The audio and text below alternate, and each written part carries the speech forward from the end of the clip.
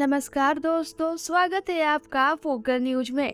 दुनिया का सबसे लंबा रिवर क्रूज उत्तर प्रदेश के वाराणसी से बांग्लादेश होते हुए असम के डिब्रूगढ़ तक रोजाना $300 खर्च करेगा।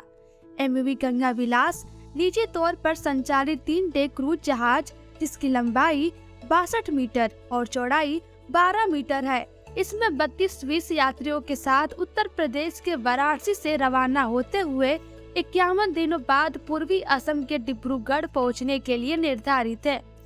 एमवी गंगा विलास के यात्रा कार्यक्रम को ऐतिहासिक, सांस्कृतिक, धार्मिक महत्व के स्थानों पर रुकने के साथ भारत की समृद्ध विरासत को प्रदर्शित करने के लिए तैयार किया गया है। यहाँ क्रूज उत्तर प्रदेश, बिहार, पश्चिम बंगाल और असम के कुल 27 नदी प्रणालियों से होकर गुजरेगा। क्रूज बंगाल के भागीरथी, हुगली, विद्यापति, मलदा और सुंदरबन नदियों में प्रवेश करेगा।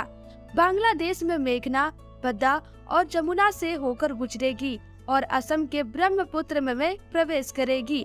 एक अधिकारी के मुताबिक 51 दिनों की क्रूज की योजना विश्व धरोहर स्थलों, राष्ट्रीय उद्यानों, नदी घाटों और बिहार में पटना, झारखंड के साहिबगंज, पश्चिम बंगाल में कोलकाता, बंगाल में ढाका जैसे 50 पर्यटन स्थलों की यात्रा के साथ बनाई गई है। 22 दिसंबर को कोलकाता से रवाना हुआ गंगा विलास लग्जरी क्रूज 11 जनवरी को वाराणसी के रामनगर पोर्ट पहुंचा। खराब मौसम के कारण यह क्रूज देरी से वाराणसी पहुंचा। वाराणसी में 33 पर्यटकों के एक समूह का बाबतपुर हवाई अड्डे पर धोबिया नृत्य के साथ स्वागत किया गया। स्विट्जरलैंड के ये पर्यटक 13 जनवरी को क्रूज से असम के डिब्रूगढ़ इलाके की यात्रा करेंगे। पीएम 13 जनवरी को एमवी गंगा विलास क्रूज यात्रा को वर्चुअली हरी झंडी दिखाकर शुभारंभ किया।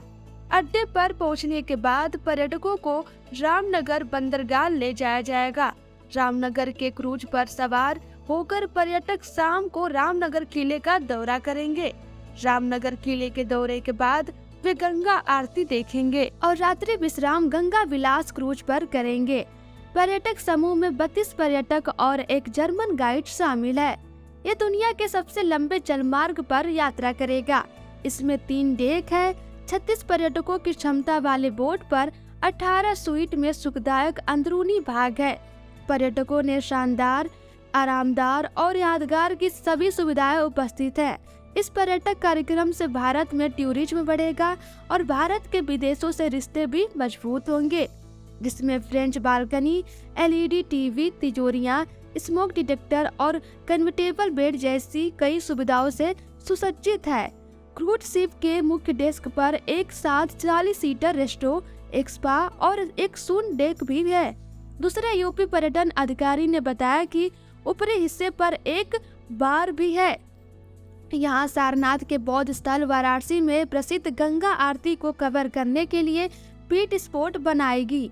यहाँ तक कि असम का सबसे बड़ा नदी द्वीप माजुली की भी सैर करवाएगी। यात्री बिहार योग विद्यालय भी जाएंगे। क्रूज बंगाल की डेल्टा की खाड़ी में सुंदरबन के साथ साथ काजीरंगा नेशनल पार्क से होकर गुजरेगी।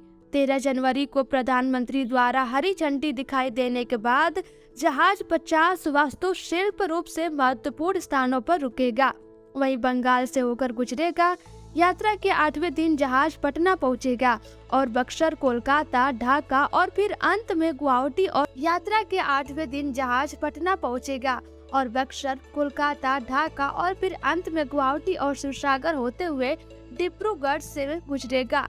ऐसी तमाम वीडियोस के लिए हमारे चैनल को सब्सक्राइब करें और वीडियो को लाइक शेयर जरूर करें।